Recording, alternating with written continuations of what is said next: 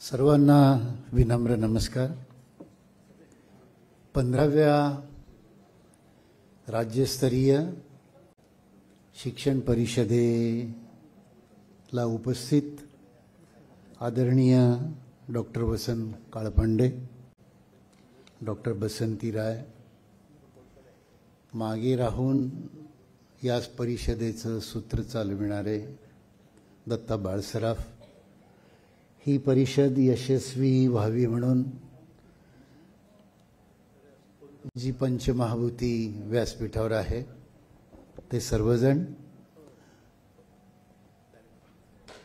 योगेश कुलकर्णी आपल्यामध्ये आहेत आणि आपण सर्वजण इतक्या दुरून शिक्षणाबद्दल विचार करण्यासाठी आलेला आहात। या परिषदेचा विषय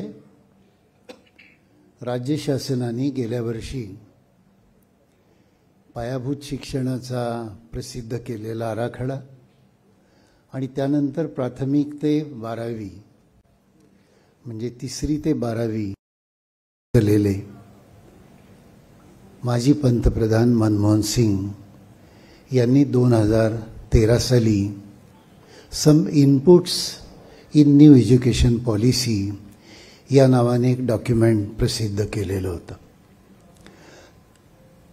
त्या इनपुट्सचा विचार करताना असं त्यावेळी लक्षात आलं होतं की त्यांच्या मनामध्ये भारतीय शिक्षणाचा आदर्श फिनलंड मॉडेल असावा। आपण सर्वजण जाणता की जगामध्ये वर्षोनवर्ष शिक्षणामध्ये प्रथम क्रमांकावर असलेलं राष्ट्र म्हणून फिनलंडला आपण पाहत आलेलो आहोत। फिनलंड हे युरोपातलं अत्यंत छोटं राष्ट्र, पण त्यांची 2 वैशिष्ट्य फिनलंडची आहेत, फिनलंड मॉडेलची आहेत। एक तर फिनलंड हे राष्ट्र, आपल्याला सगळ्यांना अभिमान वाटला पाहिजे आणि असा दिवस खरं म्हणजे भारतात पण यावा की फिनलंड हे राष्ट्र शिक्षक चालवतात।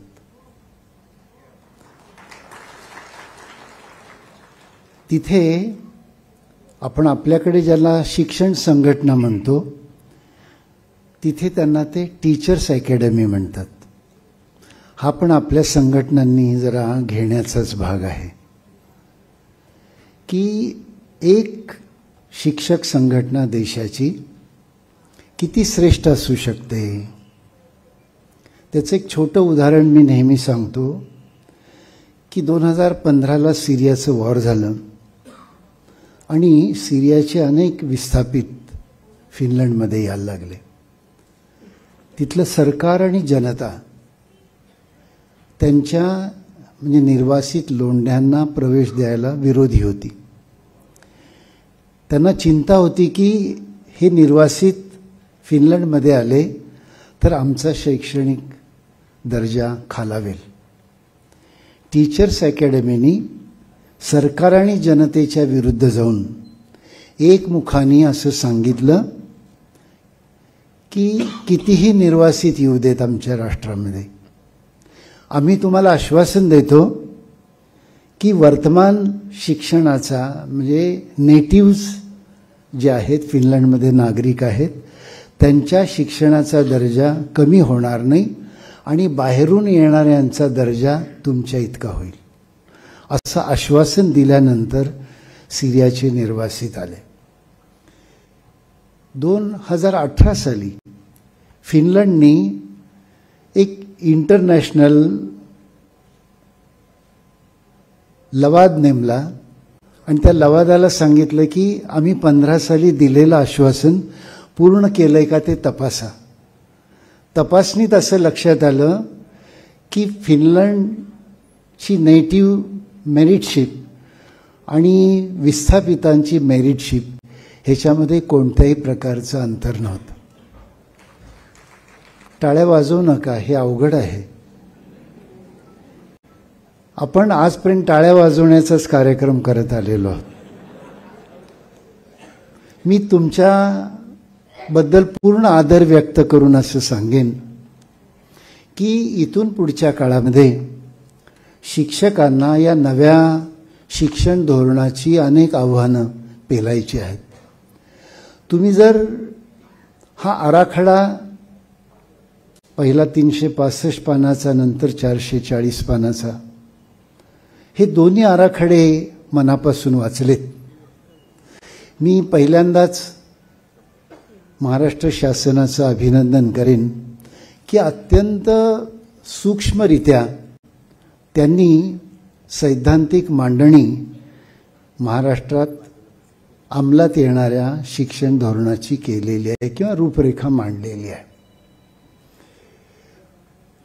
सर्व शिक्षण धोरणांचं, मला माहीत नाही की हा शाप आहे का काय शिक्षण धोरणांना मिळालेला, की मांडणी अत्यंत आदर्श असते आणि अंमलबजावणीबद्दल ब्र काढला जात नाही. म्हणजे या दोन्ही आराखड्यामध्ये तुम्ही असं पाहाल की सगळं गोंडस गुडी गुडी असं सांगितलेलं आहे. अंमलबजावणीबद्दल ब्र नाही. मला असं वाटतं की म्हणजे मी एक छोटी गोष्ट सांगतो की बालकांच्या हक्काचा कायदा की ज्याच्यावर हे शिक्षण धोरण उभं आहे. जगात असे देश आहेत, विशेषतः सिंगापूर नावाचा देश, की ते जेव्हा एखादं धोरण जाहीर करतात त्याच्यापूर्वी अंमलबजावणीचा ब्ल्यू मॅप त्यांचा तयार असतो, ब्ल्यू प्रिंट तयार असते. आपल्याकडे असं अजिबात होत नाही. कोणतंही चांगलं शिक्षण धोरण तेव्हाच 100% यशस्वी होतं जेव्हा तुम्ही अंमलबजावणीबद्दल गंभीर असाल.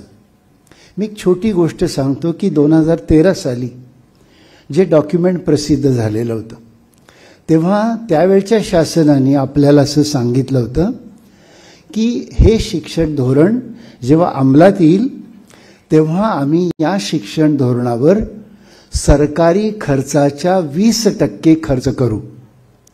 सरकारी खर्चाच्या 20%. याचा अर्थ सरकारचं उत्पन्न जर 100 रुपये असेल तर त्यातले 20 रुपये आम्ही शिक्षणावर खर्च करू. आत्ताचं धोरण, अंमलात आलेलं धोरण असं सांगतं की त्या 20%चा खर्च 6%वर आलेला आहे आणि प्रत्यक्षात 4च्या वर तो जात नाही. वर्षोनवर्ष महाराष्ट्रामध्ये शिक्षकांची पदं भरली जात नाहीत, प्राध्यापकांची पदं भरली जात नाही. या धोरणाचं सगळ्यात चांगली गोष्ट काय असेल मला आवडलेली की या धोरणाने पहिल्यांदाच भारताचा असा एक ब्ल्यूप्रिंट शिक्षणाचा तयार केलेला आहे की जन्माला आलेल्या बाळापासून जबाबदार नागरिकापर्यंतचं शिक्षण एकत्रितरित्या विचार करणारं हे भारतातलं पहिलं धोरण आणि त्याचं स्वागतच करायला पाहिजे. ते स्वागत अशासाठी करायला पाहिजे की राष्ट्र म्हणून आपण शिक्षणाचा सर्वंकष पहिल्यांदा विचार करतो आहोत. म्हणजे बाळ जन्माला आल्यापासून ते जबाबदार नागरिक होण्यापर्यंत. असं मी का म्हणतो, तुम्ही जर अत्यंत सूक्ष्मपणे हे धोरण वाचलं तर तुमच्या असं लक्षात येईल की आपण किती मायक्रो लेवलला मॉनिटरिंग करायला निघालेलो आहोत. पायाभूत शिक्षणाची 5 वर्ष तुम्ही वाचा, तुमच्या असं लक्षात येईल की आपण पहिल्यांदा बाल शिक्षणाचा विचार राष्ट्रीय पातळीवर मान्य केलेला आहे. म्हणजे बाळ जन्माला आल्यापासून तुम्ही आणखीन सूक्ष्म, म्हणजे मी शिक्षणाचा जसा एक कार्यकर्ता आहे तसा बालकांचा पण कार्यकर्ता आहे. म्हणजे माझी खरी फॅकल्टी कोणती असं जर योगेश मला विचारलं तर माझी मूळ फॅकल्टी ही बालक धोरण आहे. शिक्षण धोरण ही अलाइड आहे शिक्षक म्हणून. आम्ही पूर्वी असं म्हणायचो की भारतामध्ये बाळ जन्माला येतं त्याची फिकीर शासनाला असत नाही आणि बाळ मोठं होईपर्यंत उपेक्षितच असतं.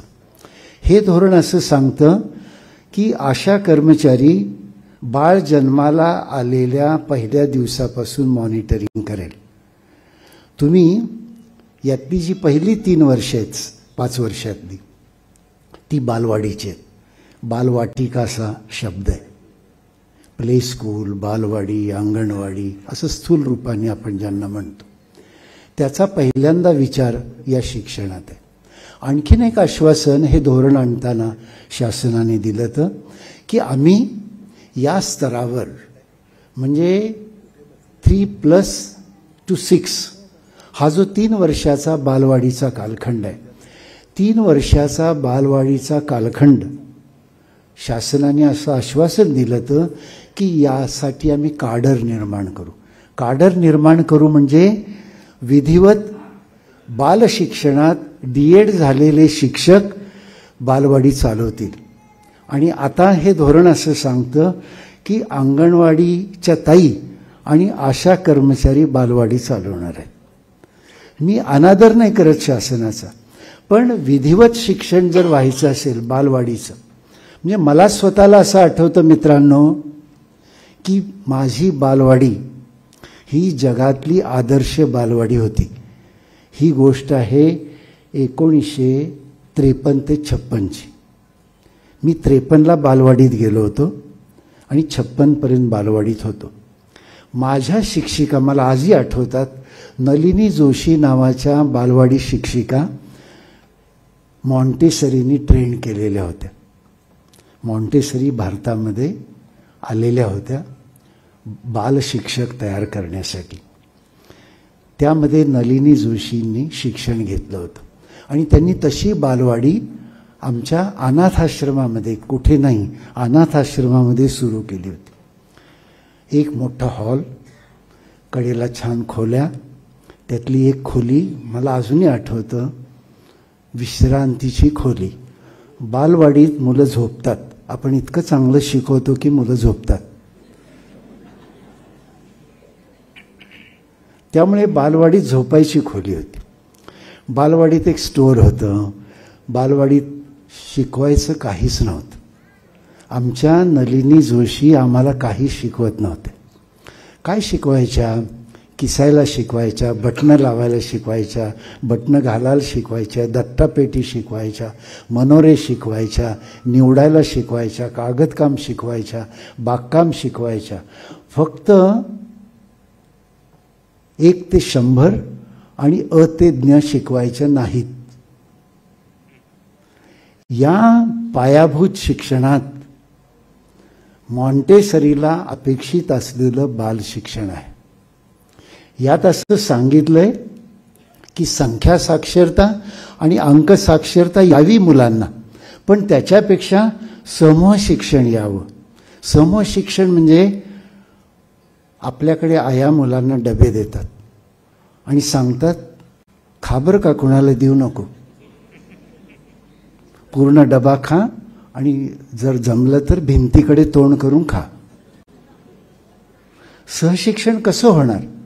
आपल्यापुढे नव्या शिक्षकांच्या पुढे आव्हान आहे की सहना भवतु सहनो भुनक्तु. ही जी आपली संस्कृती आहे, ही संस्कृती शिक्षणाच्या पहिल्या दिवसापासून आली पाहिजे.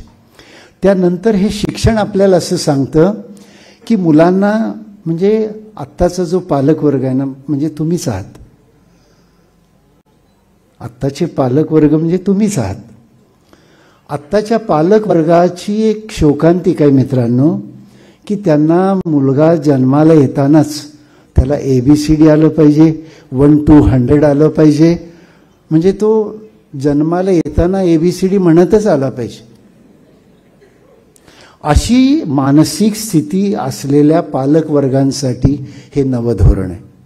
आणि ते नवधोरण बरोबर त्याच्या विरुद्ध सांगतं आपली या सगळ्या शिक्षकांची जबाबदारी आहे की त्याचं जे स्पिरिट आहे नव्या धोरणाचं, की चाइल्ड ओरिएंटेड एज्युकेशन किंवा चाइल्ड सायकॉलॉजीचं एज्युकेशन देणं मुलांना, किंवा बालमानसशास्त्रानुसार बालशिक्षण किंवा बालप्रवृत्तीनुसार बालशिक्षण.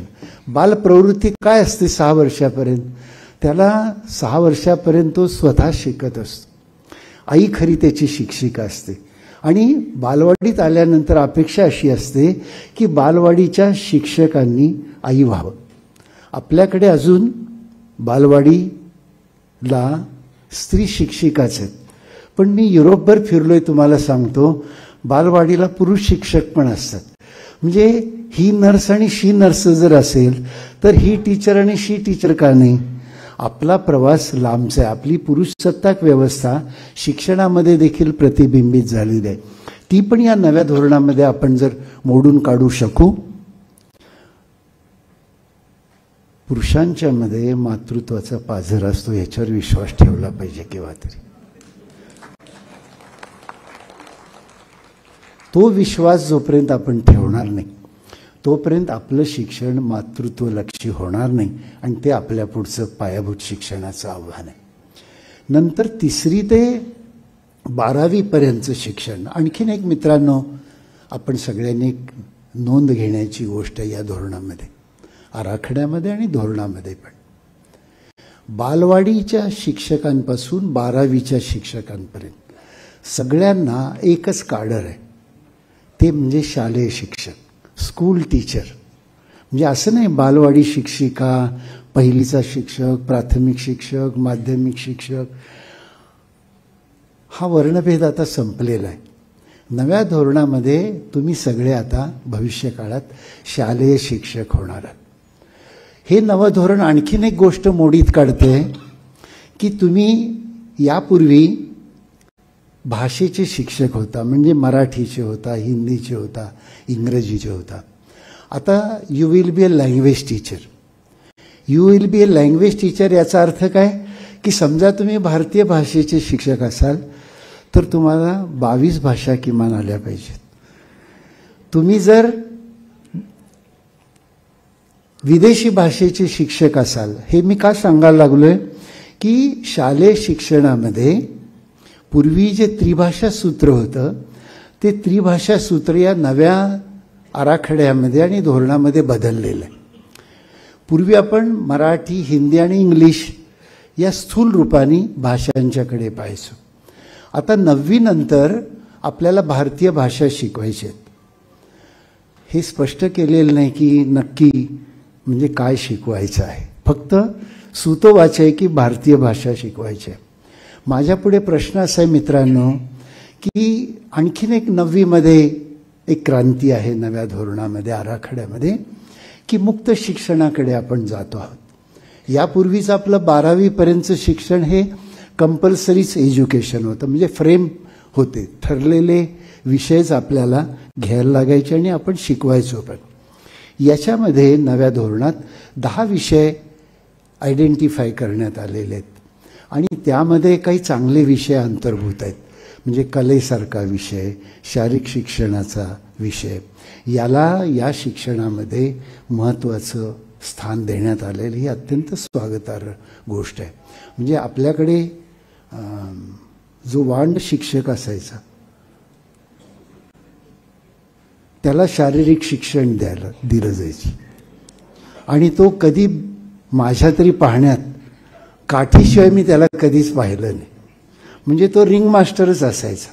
आता या नव्या धोरणात शारीरिक शिक्षण आणि निरामयता असा एक शब्द जोडलेला आहे. निरामय जीवन मैदानावर निर्माण झालं पाहिजे. म्हणजे त्याचा अर्थ असा आहे की क्रिकेटची मॅच पाकिस्तान विरुद्ध भारत असताना इथून पुढच्या काळात फटाके फुटता कामा नयेत. म्हणजे स्पिरिट ऑफ एनिमिटी ही स्पोर्ट्समध्ये असता कामा नये, असं एक स्पिरिट नव्या शिक्षण धोरणामध्ये निर्माण करायचा प्रयत्न आहे. हे सगळं होत असताना मित्रांनो, मी मगाशी म्हटल्याप्रमाणे की आपल्या पुढचं आव्हान अंमलबजावणीचं आहे आणि शासन त्याच्याबद्दल बोलायला तयार नाही. परवाच आपल्या मायबाप शासनाने 12,000 शिक्षक प्राथमिक शाळेमध्ये भरले. फार मोठे उपकार प्राथमिक शिक्षणावर त्यांनी केले. तरी अजून 8,000 शिक्षक भरती व्हायचेच आहेत. जे नवे शिक्षक आले, मी एक छोटी गोष्ट सांगतो तुम्हाला. फक्त गोष्ट म्हणजे घटना, वास्तव काय आपल्या पुढचं. म्हणजे नव्या धोरणाबद्दल विचार करत असताना केवळ सैद्धांतिक विचार करून चालणार नाही, किंवा चर्चा करून चालणार नाही. वास्तवाकडे पण आपण लक्ष दिलं पाहिजे. कोल्हापूर जिल्ह्यात बांबवडे नावाचं एक रिमोटमधलं, ज्याला आपण डोंगरी भागातला एक तालुका आहे. आपण शिक्षण कसं न्यायला लागलोय पहा बरं का.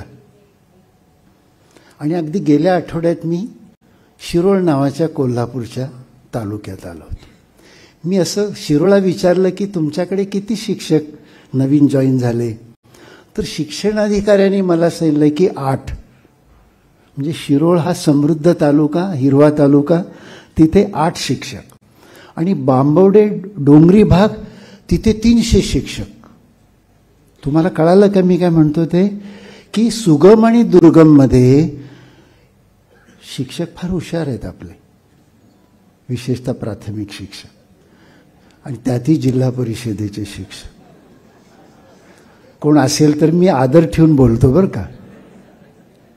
आपण उमेदीच्या शिक्षकांना डोंगरावर पाठवतो आणि बंचुके शिक्षक मैदानामध्ये असतात, म्हणजे पठार प्रदेशावर चांगल्या ठिकाणी, आणि ते पण सौंसह सुरक्षित, डबल इंजिन.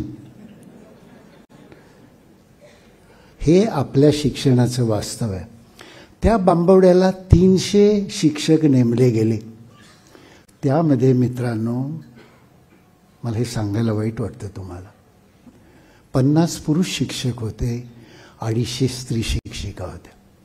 आणि त्या स्त्री शिक्षिका 15 वर्षापूर्वी DED झालेल्या.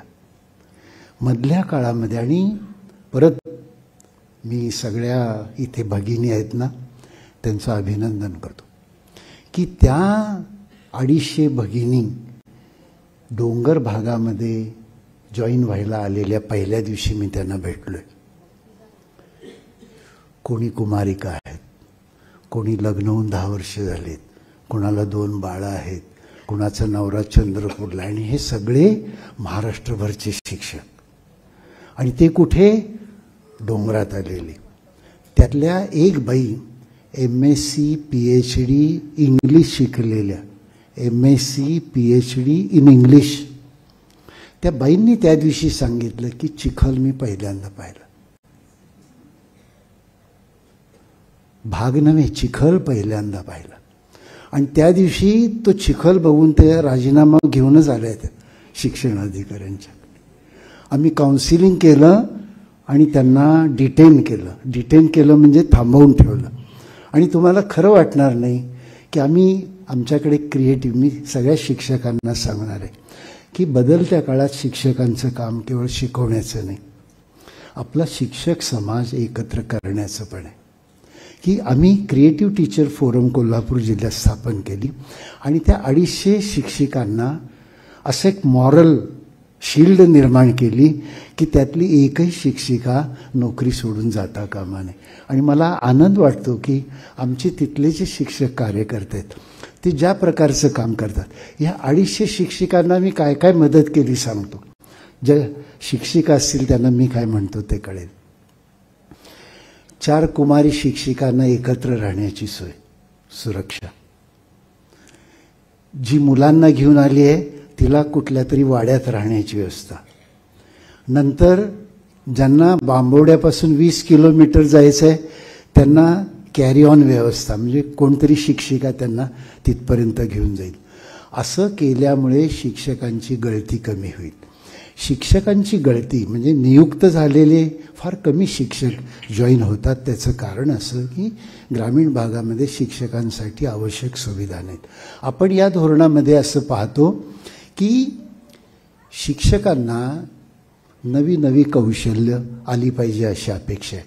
आणि त्या कौशल्याचं कोणतंही प्रशिक्षण, म्हणजे अंमलबजावणी सुरू झाली आणि प्रशिक्षणाचं आपण नाव घेत नाही. मी तुम्हाला अनुभव म्हणून सांगतो की दिल्लीचं शासन हे या शिक्षण धोरणाबद्दल जितकं गंभीर आहे तितकं महाराष्ट्र शासन नाही. मी अनुभवाने तुम्हाला सांगेन.